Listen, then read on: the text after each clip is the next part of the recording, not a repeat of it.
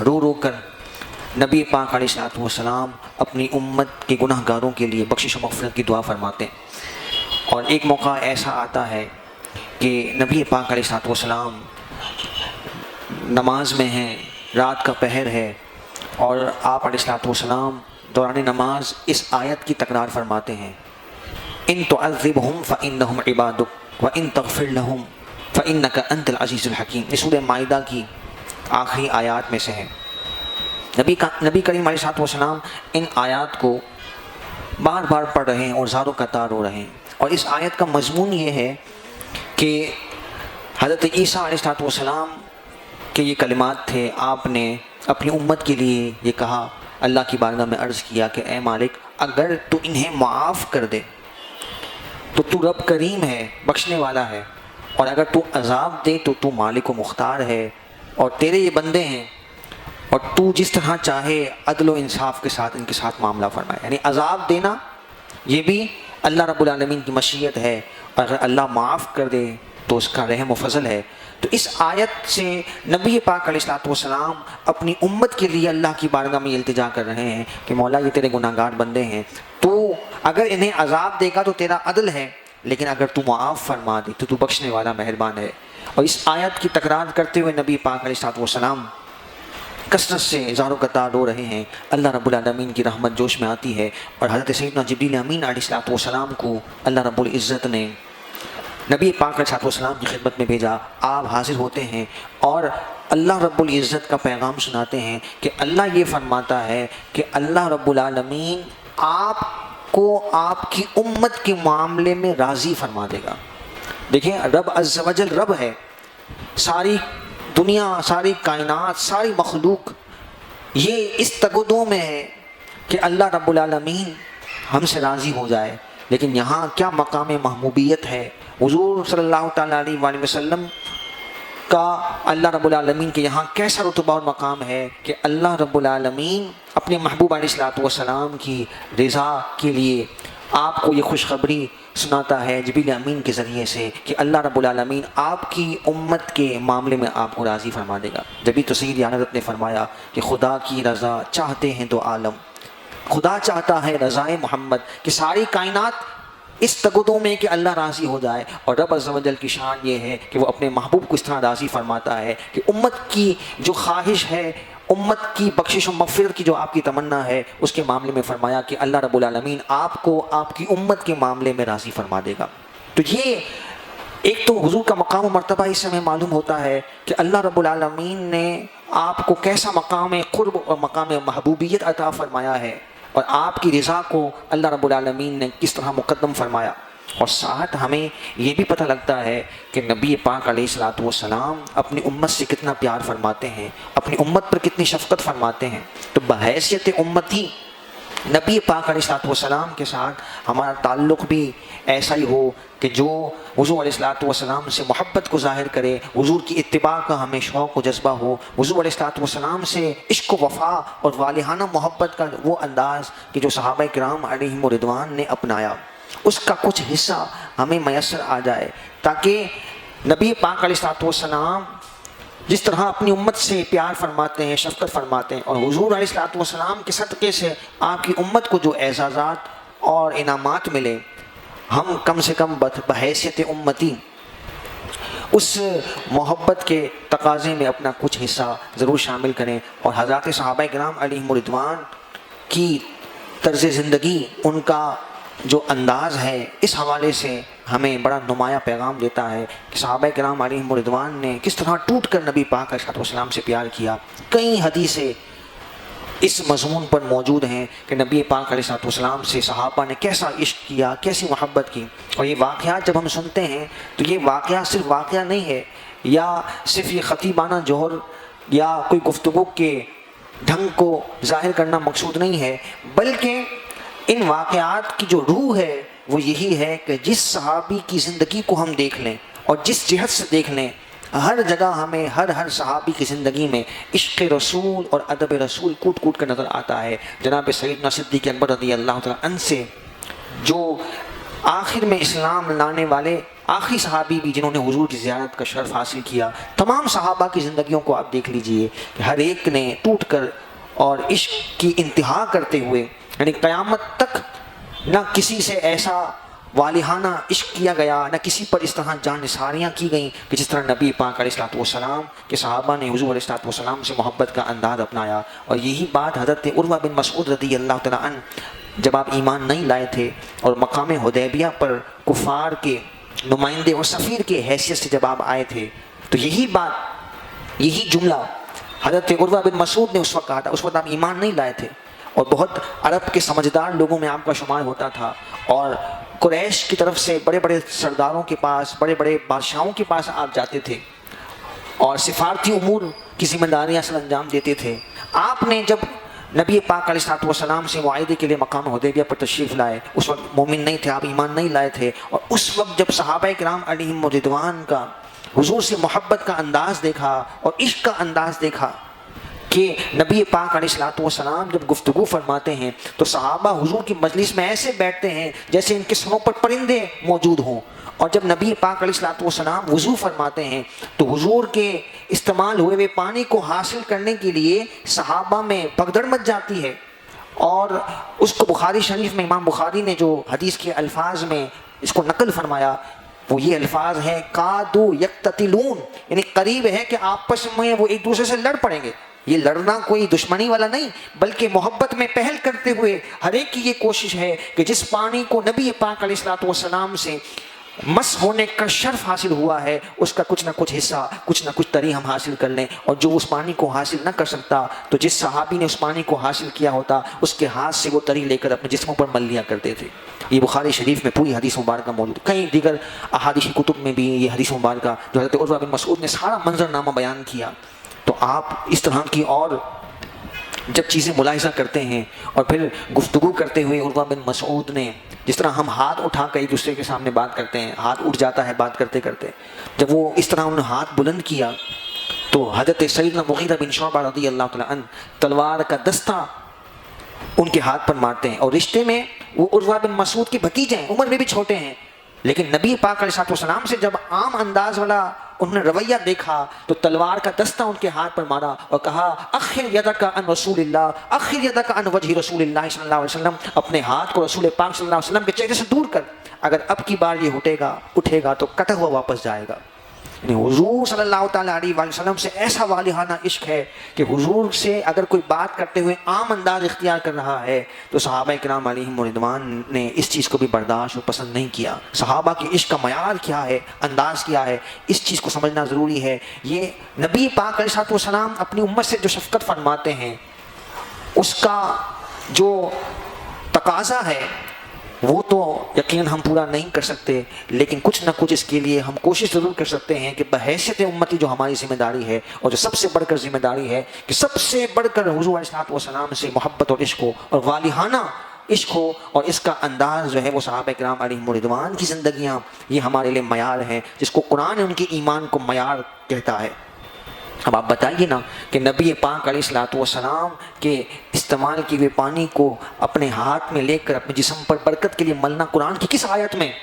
یہ ذکر ہے؟ اور نبی پاک علیہ الصلوۃ والسلام نے کب یہ فرمایا تھا کہ میرے ساتھ ایسا معاملہ کرو؟ لیکن عشق کا انداز، محبت کے انداز نرالے ہوتے ہیں، اور محبت جو ہے وہ پوچھ کر نہیں کی جاتی کہ میں ایسا کر لوں ایسا نہ کروں، محبت کے انداز نرالے ہوتے ہیں۔ ہاں شریعت کی کہیں مخالفت نہ ہو، اللہ اور اس کے رسول کے احکامات کی نافرمانی نہ ہو، تو وہ محبت جس انداز سے بھی اپنائی جائے، اگر نیت میں اخلاص ہے اور اللہ اور اس کے رسول کی محبت میں کوئی عمل کرتا ہے اور اظہار محبت کا کوئی اگر اچھا انداز اختیار کرتا ہے تو یقیناً وہ بارگاہ سعادت مآب صلی اللہ علیہ وسلم میں مقبول بھی ہے اور اس کے لیے باعث خیر و برکت بھی ہے۔ بہرحال پھر اسی طریقے کو آپ آگے دیکھیے کہ جو عروہ بن مسعود رضی اللہ تعالیٰ عنہ بیان کرتے ہیں اور جو محبت کا انداز آپ نے بیان کیا صحابہ کرام علیہم رضوان کا، اور پھر یہی وجہ جو ہے وہ آپ کی ایمان لانے کی بھی بنتی ہے۔ تو میں وہ الفاظ عرض کر رہا تھا کہ جو عروہ بن مسعود نے کہے، عروہ بن مسعود نے کہا، اس بخاری شریف کی روایت میں الفاظ موجود ہیں، کہتے ہیں کہ میں بڑے بڑے سلاطین کی بارگاہوں میں گیا، ان کے درباروں میں گیا، بڑے بڑے بادشاہوں کے پاس میں بطور سفیر کے گیا ہوں، لیکن جیسا پیار، جیسا ادب جناب رسالت مآب صلی اللہ تعالیٰ علیہ وآلہ وسلم کے صحابہ آپ کا کرتے ہیں، ایسا میں نے کسی کو کرتے ہوئے نہیں دیکھا۔ جیسا ادب حضور کا حضور کے صحابہ کرتے ہیں اور حضور پر جان نثاری کے لیے ہر وقت تیار رہتے ہیں، یہ جو انداز ہے، حضرت عروہ بن مسعود کہتے ہیں کہ میں بڑے بڑے بادشاہوں کے درباروں میں گیا ہوں، کبھی بھی ایسا نہیں ہوا۔ اور یہ عروہ بن مسعود جو ہے یہ جا کر کفار کو یہ بات بتا رہے ہیں، قریش کو، کہ تم ان سے لڑنے کا سوچ رہے ہو، ان سے لڑنے کا سوچنا بھی نہیں، ان کے جو جانثار صحابہ ہیں ان پر ہمیشہ اپنی جان کو نچھاور کرنے کے لیے تیار ہیں اور کبھی بھی انہیں نقصان نہیں پہنچنے دیں گے اور تم کبھی بھی ان سے مقابلہ نہیں کر سکتے۔ تو حضور علیہ الصلوۃ والسلام سے اگر عشق اور محبت اپنی انتہا درجے کو ہو اور یہ کفر کو پتہ ہو کہ مسلمان اپنے نبی کے معاملے میں کوئی ہلکی بات برداشت نہیں کر سکتا اور کوئی کمپرومائز نہیں کر سکتا، تو پھر کفر جو ہے وہ مغلوب ہوتا ہے، وہ فکری طور پہ مرعوب ہو جاتا ہے کہ انہیں اپنے نبی سے کیسا پیار ہے، کیسی محبت ہے۔ جب بھی یہ جو ناپاک عزائم کیے جاتے ہیں اور بار بار نبی پاک علیہ الصلوۃ والسلام کی ذات والا شان، آپ کی ناموس پر جو حملے ہمیں نظر آتے ہیں پوری دنیا میں، تو اس کے مقاصد ہی یہ ہیں کہ امت پر معاذ اللہ ان چیزوں کو نارملائز کر دیا جائے اور آہستہ آہستہ جو حضور سے محبت کا اور عشق کا تعلق ہے اس کو کمزور کر دیا جائے۔ تو یہ کمزور ہمیں ہونے نہیں دینا، کیونکہ یہی ایمان کا تقاضا ہے، یہی محبت رسول کا تقاضا ہے اور یہی امتی ہونے کا تقاضا ہے۔ آپ حضرت سیدنا صدیق اکبر رضی اللہ تعالیٰ عنہ کو دیکھ لیجئے، آپ کی طبیعت میں بہت نرمی تھی، بہت نرم مزاج تھے آپ حضرت سیدنا صدیق اکبر رضی اللہ تعالیٰ عنہ، لیکن جب آپ کے والد نے، سگے والد نے، اسلام میں والد کا احترام کتنا ہے، اگرچہ وہ ایمان والے نہ بھی ہوں تو ان کا ادب ملحوظ رکھنا یہ ضروری ہے۔ تو آپ کے والد ابھی ایمان نہیں لائے تھے، ابو قحافہ، اور انہوں نے نبی پاک علیہ الصلوۃ والسلام کے متعلق نامناسب بات کہہ دی، تو مزاج کے اعتبار سے سیدنا صدیق اکبر رضی اللہ تعالیٰ عنہ انتہائی نرم ہے، طبیعت میں بہت نرمی ہے، لیکن جب نبی پاک علیہ الصلوۃ والسلام کے متعلق نامناسب بات اپنے سگے والد سے آپ نے سنی تو آپ نے اپنے والد کے منہ پہ زوردار تماچا مارا، اور جب نبی پاک علیہ الصلوۃ والسلام کی بارگاہ میں پہنچے، حضور سے پوچھا نہیں کہ حضور یہ معاملہ ہو گیا ہے، کیا میں ایسا کر سکتا ہوں؟ محبت پوچھ پوچھ کے نہیں کی جاتی ہے، محبت کے اپنے تقاضے ہوتے ہیں۔ آپ نے زوردار تماچا اپنے والد کے چہرے پر مارا، اور جب حضور کی بارگاہ میں معاملہ پہنچا، حضور نے پوچھا کہ اے صدیق تم نے ایسا کیوں کیا؟ تو آپ نے کوئی معذرت پیش نہیں کی کہ میں نے کیا، آئندہ نہیں کروں گا۔ آپ کے الفاظ حدیث مبارکہ میں کیا ہیں؟ آپ کہتے ہیں لو کان السیف قریبا منی لقتلتہ، اگر میرے پاس قریب تلوار موجود ہوتی تو میں اس کا سر اڑا دیتا۔ اپنے والد کے بارے میں یہ جذبات ہیں، یہ ان کے جذبات ہیں کہ جو مزاج کے اعتبار سے انتہائی نرمی رکھتے ہیں، لیکن عشق کے انداز ہی نرالے ہیں، محبت کے تقاضے ہی نرالے ہیں۔ اور سیدنا صدیق اکبر رضی اللہ تعالیٰ عنہ کا عمل یہ بتاتا ہے، جو قرآن کی آیت کریمہ کا مضمون ہے۔ قرآن کہتا ہے کہ جو حضور سے محبت کرنے والے ہیں ان کی کیفیت کیا ہے؟ قل، اے محبوب آپ فرما دیجئے، ان کان آباؤکم و ابناؤکم و اخوانکم و ازواجکم و عشیرتکم، سارے جو قرابت کے رشتے ہیں، تمہارے ماں باپ ہوں، تمہارے بیٹے ہوں، تمہارے بھائی ہوں، تمہاری بیویاں ہوں، تمہارا کنبہ قبیلہ ہو، تمہارا وہ مال جو تمہیں انتہائی مرغوب ہے، انتہائی پسند ہے،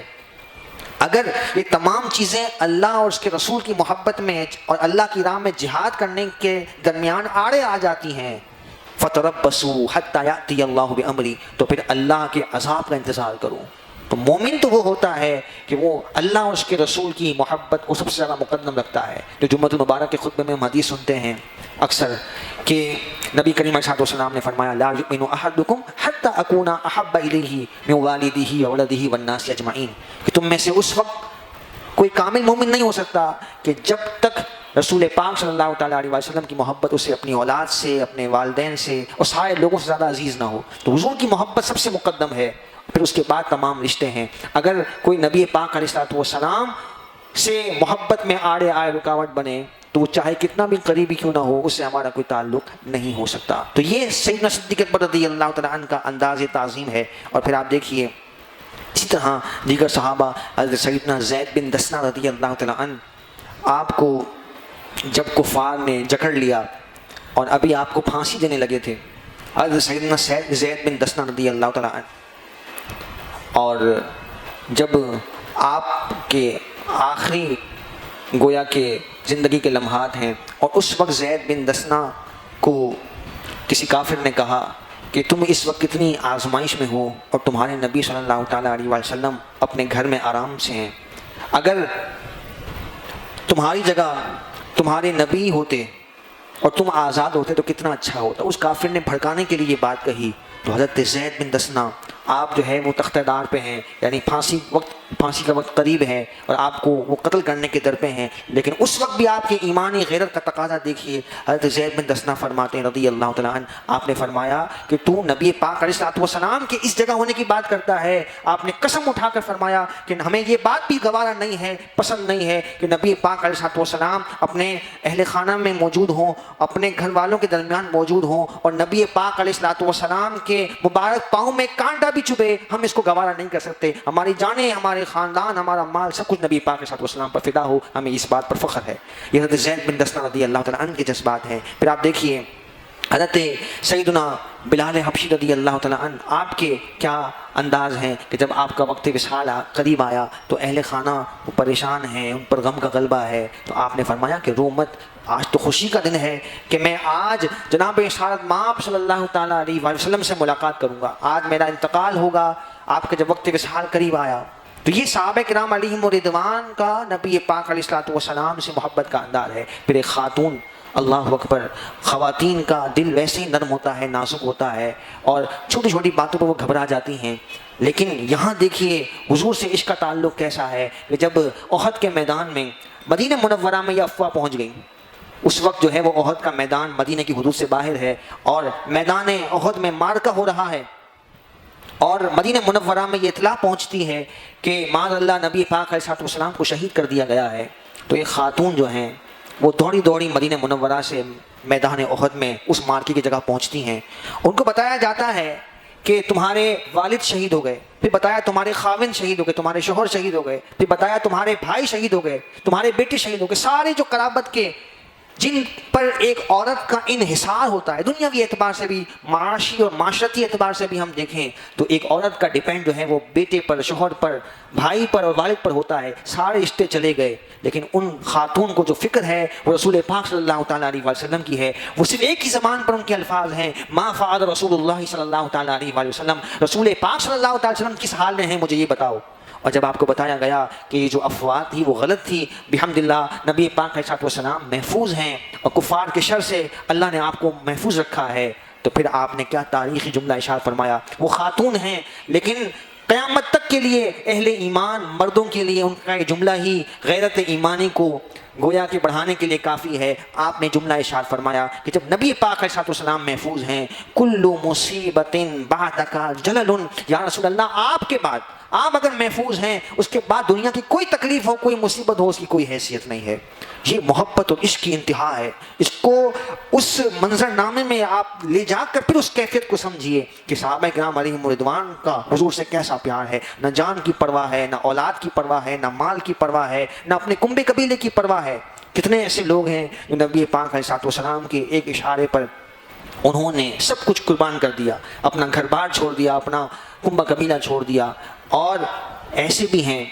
کہ جنہوں نے اپنے سگوں کو، اپنے قرابت کے رشتہ داروں کو جب میدان مقابلہ میں آمنے سامنے ہوا تو انہوں نے اپنے ہاتھوں سے رسول پاک کا دشمن ہونے کی وجہ سے ان کو واصل جہنم کیا. تو یہ محبت کی انتہا کے بغیر ممکن ہی نہیں ہے. اور یہ نبی پاک علیہ السلام کی ذات کی وہ کشش و چمک ہے، وہ آپ کی جاذبیت ہے کہ صحابہ کیا فرماتے ہیں کہ اگر نبی پاک علیہ السلام کوئی معجزہ نہ بھی دکھاتے تو آپ کے چہرے انور میں رب العالمین نے ایسا حسن و جمال رکھا، ایسی کشش و جاذبیت رکھی کہ آپ اگر کوئی معجزہ ظاہر نہ بھی فرماتے تب بھی آپ کا وجود مسعود ہی لوگوں کے ایمان لانے کے لیے کافی تھا. ہاں، جس کے دل میں بغض رہا، جس نے جان بوجھ کر جو ہے وہ باطل پر قائم رہنا گوارا کیا اور اپنی دنیا و آخرت کو تباہ کیا، وہ اس کا اپنا نصیب ہے. لیکن جو نگاہ انصاف سے ایک ملاقات بھی جس نے چند لمحے بھی حضور کا قرب حاصل کر لیا تو اس پر یہ حقیقت آشکار ہو گئی، اور انہوں نے، ان کے دلوں نے یہ فیصلہ کر لیا کہ نبی پاک علیہ السلام آپ جو ہیں وہ نبی برحق ہیں اور آپ کا پیغام جو ہے وہ سچا ہے. تو میں عرض کر رہا تھا کہ نبی پاک علیہ السلام کے ساتھ ایک امتی ہونے کا تعلق یہ ہے کہ حضور سے جو ہے وہ ٹوٹ کر عشق و محبت ہو اور حضور سے انتہا درجے کا پیار ہو، اور حضور علیہ السلام سے عشق پیار اور محبت کا تقاضا یہ ہے کہ جس سے پیار ہو، جس سے عشق ہو، جس سے محبت ہو، اس کی بات کو مانا جائے۔ اگر کسی کو اپنی ماں سے پیار ہے، وہ ساری دنیا میں گاتا رہے، سب کو بتاتا رہے کہ میری ماں سے مجھے بہت پیار ہے، بڑی محبت ہے، لیکن اگر اس کی ماں اس کو کوئی کام بولے اور اس کو وہ کوئی اہمیت نہ دیتا ہو، اس کی بات کو نظر انداز کر دیتا ہو، تو دنیا کیا کہے گی کہ صرف زبان سے دعویٰ کرتا ہے اس کو اپنی ماں سے محبت نہیں ہے۔ ورنہ جو اس کی ماں کی خواہش ہے، جو اس کی ماں کی جو تمنا ہے، جو اس کی ماں کی بات ہے، وہ سننے کو تیار نہیں ہے، ماننے کو تیار نہیں ہے، تو صرف دعوے ہی کرتا ہے محبت کے، سچ حقیقت میں اس کو محبت یا پیار نہیں ہے۔ اب اس بات کو ہم سمجھیں کہ ہم نبی پاک علیہ السلام سے عشق و محبت کا دعویٰ بھی کرتے ہیں اور کرنا بھی چاہیے، بحیثیت امتی تقاضا بھی یہی ہے، لیکن اگر حضور علیہ السلام کے احکامات پر، آپ کے فرامین پر، آپ کی شریعت پر، آپ کی سنتوں پر ہم عمل نہ کریں تو پھر یہی کہا جائے گا کہ محبت کا دعویٰ تو ہے، لیکن اس محبت کے دعوے میں مکمل صداقت نہیں ہے، ابھی اس پہ محنت کی ضرورت ہے اور اس پہ اپنے آپ کو جد و جہد میں لگانے کی ضرورت ہے کہ صرف محبت کا دعویٰ بہت اچھی بات ہے، یہ دعوے بھی بہت کام کے ہیں اور اس کے بڑے فوائد ہیں، لیکن اس کی صداقت و تصدیق اسی وقت ہوگی کہ جس سے محبت کا دعویٰ ہے اس کے ہر حکم پر سر تسلیم خم کریں اور نبی پاک علیہ السلام کی اطاعت میں، آپ کی اتباع میں اپنی زندگی کو بسر کریں۔ اور پھر تیسری بات یہ ہے کہ جس سے انسان کو محبت ہوتی ہے اس کا ذکر کثرت سے کرتا ہے۔ اگر کسی کو اپنی ماں سے پیار ہے، بار بار اپنی ماں کا وہ نام لے گا، اس کی اچھی اچھی باتیں بتائے گا،